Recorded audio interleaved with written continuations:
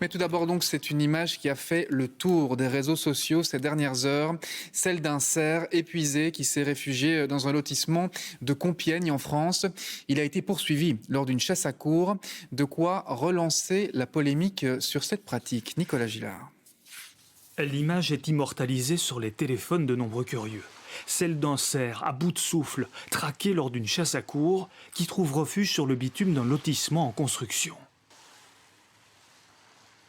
Après 1h30 de chasse, il s'est retrouvé ici, acculé avec des chiens aux fesses qui le mordaient. Donc on est arrivé les premiers sur les lieux. Et moi j'ai vu des veneurs dans le lotissement carrément à cheval. Et je me suis rendu compte qu'il y avait le cerf ici. Les poursuivants de l'animal, qu'on appelle les veneurs, repartiront bredouille. La loi leur interdit de poursuivre une proie jusque dans des zones urbaines. Quelle est votre décision ce midi? L'animal est gracié, on rentre. Voilà donc pour le scénario prévu par la police. On a fait appel à un vétérinaire qui va bien évidemment le piquer pour l'endormir et il sera tiré, je dis pas abattu, mais tiré par l'ONF ensuite qui le prendra en charge, endormi.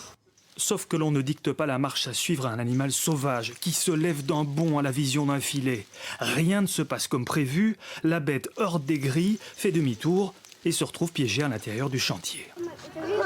Ils ont fait un entonnoir pour essayer de faire passer le cerf en forêt, mais le cerf il est paniqué, il traverse le chantier, il est dans le paintball qui est derrière. Donc c'est hyper dangereux. Le cerf, sans doute blessé, retrouve finalement le chemin de la forêt. Les anti-chasses craignent que l'animal ne constitue désormais une cible facile.